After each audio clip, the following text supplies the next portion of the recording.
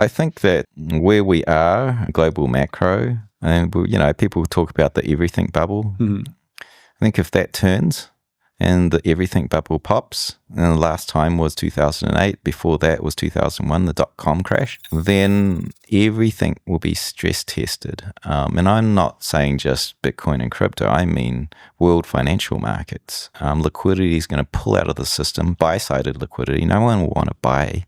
They want to run to safety. It's called a flight to safety. Everyone runs to the US dollar, and then gold afterwards. You can see gold starting to rip, right?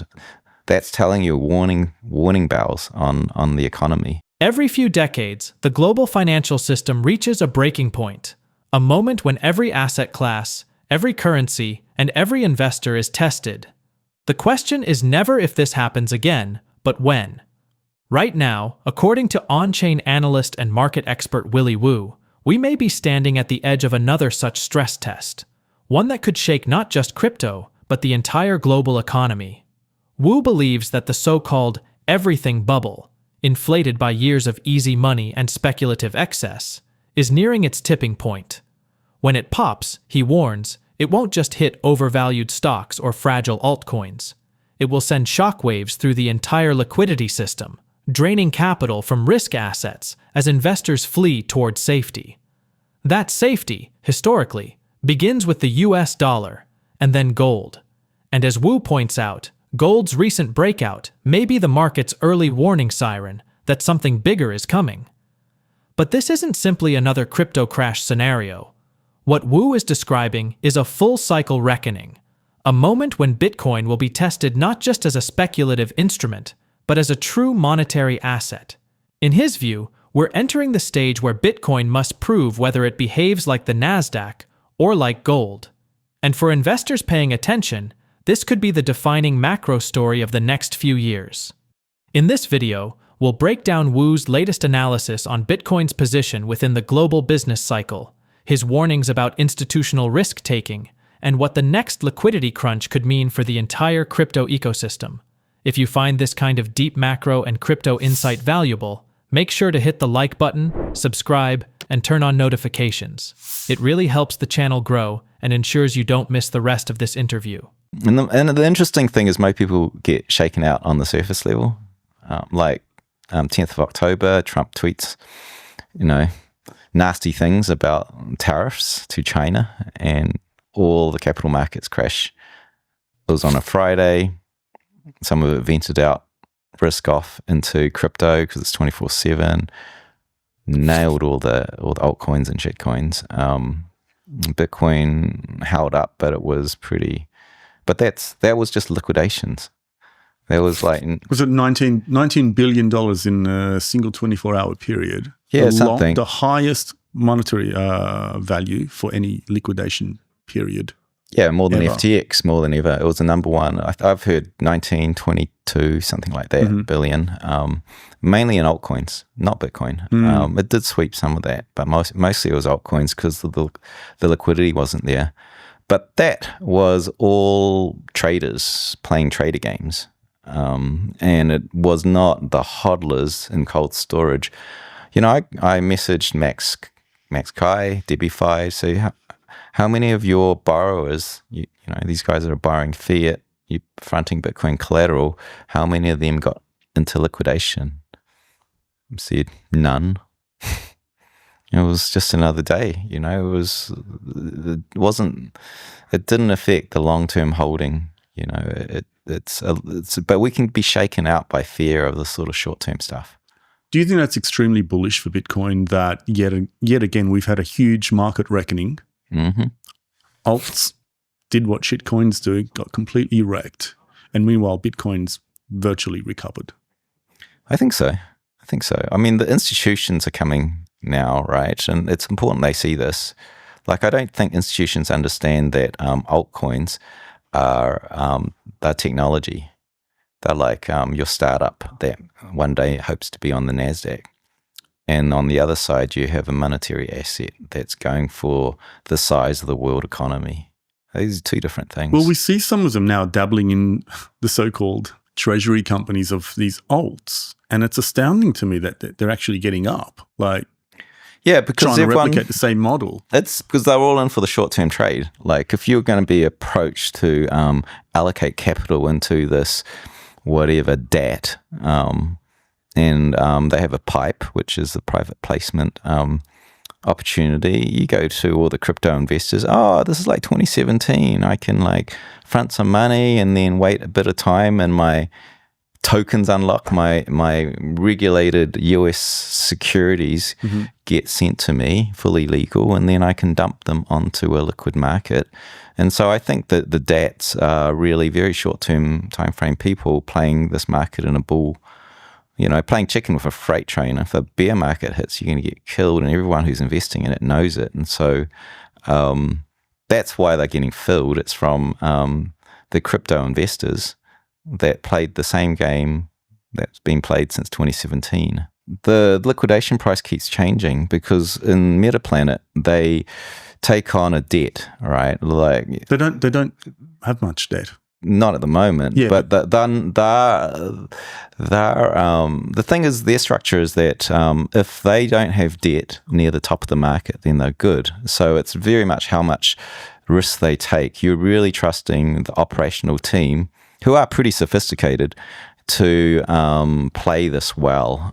But they've taken a couple of tranches of 300 million. Instantly, you have liquidation issues. If the market turns on them and they can't do their synthetic ATM, basically re-transport capital back into Metaplanet to pay off the debt as people are buying the shares, if the market turns, that whole synthetic ATM machine stops, and they're holding the debt, and they will be partially liquidated. And if that happens, then there's some liquidation. Yeah. And the question is, there's no guidance on when the next tranche of debt will be. It went relatively small, then it went 300 million. It was a big risk. They were right on that. It wasn't, the market hadn't turned. So every single treasury company has different details, and you need to look into it and see how does that work in a stress test. And I think Metaplanet are quite sophisticated. I saw them by the bottom of the dip and unload that 300 million, and that actually turned around that particular dip a few months back. I haven't had time to look at everything. I've just looked at a few, and each one has different risks. And these digital asset ones with altcoins in it, I haven't looked at them. Maybe they're robust. Maybe they can sell, hedge, whatever. But will they be able to do it? Are they going to do it? So let's see what happens. No one really, well, at least only a few people saw some of the what happened in 2022 as everything unraveled. Right now, everyone thinks that the system's robust, but I think that we'll have another bear market, and if we get a stress test, let's see what breaks. As Wu explains, the October 10th sell-off was a perfect example of what happens when macro fear hits the digital asset space. A few angry tariff tweets from Trump sent global markets tumbling, and because crypto trades 24/7, it instantly became the outlet for risk-off behavior. Nearly $19 billion in positions were liquidated in a single day, most of them in altcoins. Yet through all the chaos, Bitcoin held up relatively well. The short-term traders were wiped out, but the long-term holders, those who understand what they own, didn't flinch. This, Wu says, is the critical signal institutions need to see. Altcoins, he argues, are like startups. Experimental technology plays hoping one day to mature into something real. Bitcoin, by contrast, is the monetary network itself, the base layer asset aiming to rival the global economy in scale. But many investors, even institutional ones, still chase short-term profits, treating debt-financed token plays like lottery tickets. Wu warns that if another bear market hits, that leverage will collapse, leaving only the strongest assets standing. And that's exactly where the next phase of his analysis begins. The ultimate stress test for Bitcoin itself. I think that where we are in global macro, and people talk about the everything bubble. I think if that turns and the everything bubble pops, and the last time was 2008, before that was 2001, the dot-com crash, then everything will be stress tested. And I'm not saying just Bitcoin and crypto. I mean world financial markets. Liquidity is going to pull out of the system, buy-sided liquidity. No one will want to buy. They want to run to safety. It's called a flight to safety. Everyone runs to the US dollar. And then gold afterwards. You can see gold starting to rip, right? That's telling you warning bells on the economy. It's been happening for almost 3 years now. So gold and Bitcoin bottomed around about the same time. I think gold may have preceded the Bitcoin bounce. Maybe they happened at the same time. I can't quite remember. But they've been rising. Yeah, because like gold's and it's in a divergence, and very seldom. It's a very, very, very seldom you see this kind of divergence with gold and the rest of the economy. And last time was the year 2000, before the dot-com crash. Before that was 1971, the stress test that created fiat. And before that was 1929.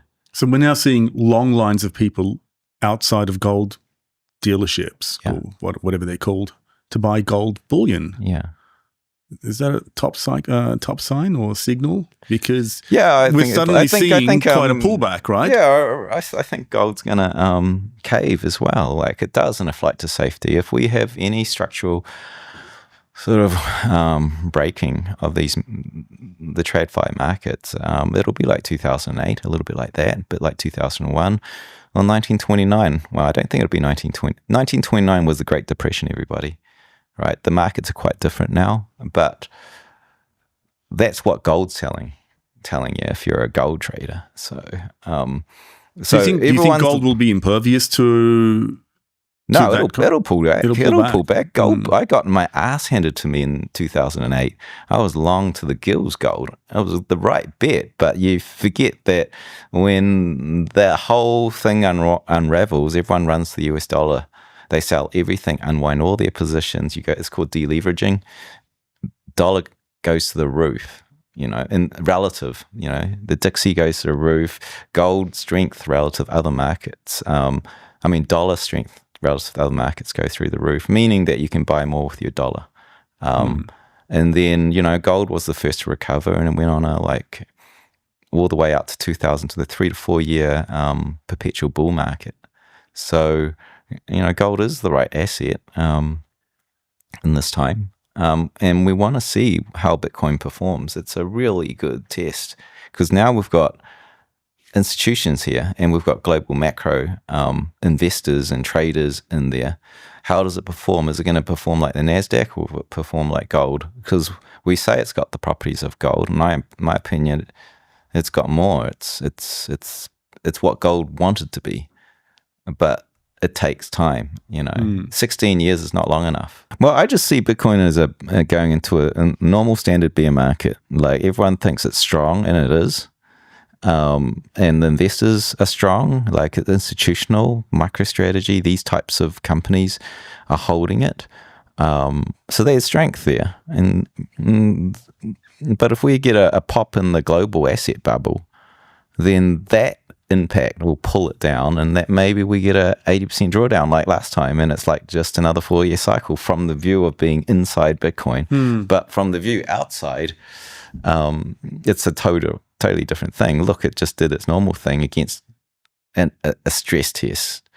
So 80% from these levels would be catastrophic on the charts, though, right? For the holds above 16,000, the bottom of the next bear market is structurally intact because it's higher than the last bear market. And we shouldn't look at tops either. Tops are very unstable. The bottoms are very much closer to the fundamental investors. Generally, it doesn't drop below 20% of the capital stored in the network. It's very close. The tops are sometimes 3 to 5 times more than the capital in the network. So the bottoms and how that performs, if it drops below 16,000, then that'd be a little bit freaky, but that can happen. It can rebound. I talked about 3 cycles. Okay, I missed that. There's a halvening cycle, which is we all know the halvening, the supply shock. There's a 4-year liquidity cycle, which is central banks printing money on a 4-year cycle. And so that's been Bitcoin for 16 years. And then the last cycle was the business cycle. And Bitcoin was invented off the back of 2008 world financial crisis, which was the last ending of the last cycle. And those are the three. And we've never seen the business cycle. And this is what I'm alluding to in this conversation. Where do you think we are in the business cycle? On the verge. On the verge of breaking down? Yeah. Interesting. Okay. The economic indicators have fired. Henrik Zeberg does a lot of this work, and I've seen his data and his signals, and it's very compelling. It's not just one; it's key macro indicators that all point to this. So the question is when, not if. And this was very clear to investors in 2007 as well. The indicators were clear. Gold was starting to rise. The numbers were looking bad. People were starting to put positions on banks. It wasn't a surprise, actually, to a lot of investors. It took the rest of the world by storm because everyone was sleeping at the wheel. The whole thing was over-leveraged. In Wu's view, the macro landscape is approaching a breaking point. The last major everything bubble bursts happened in 2001 and 2008, and each time, global liquidity evaporated as investors ran for safety. This time, he believes the cycle is repeating. When that happens, everything gets tested: equities, commodities, and yes, Bitcoin. Liquidity drains from risk assets, and the first destination for capital is always the US dollar. But once the panic settles, gold tends to recover first, and in previous cycles, that recovery has marked the beginning of a new era for real assets.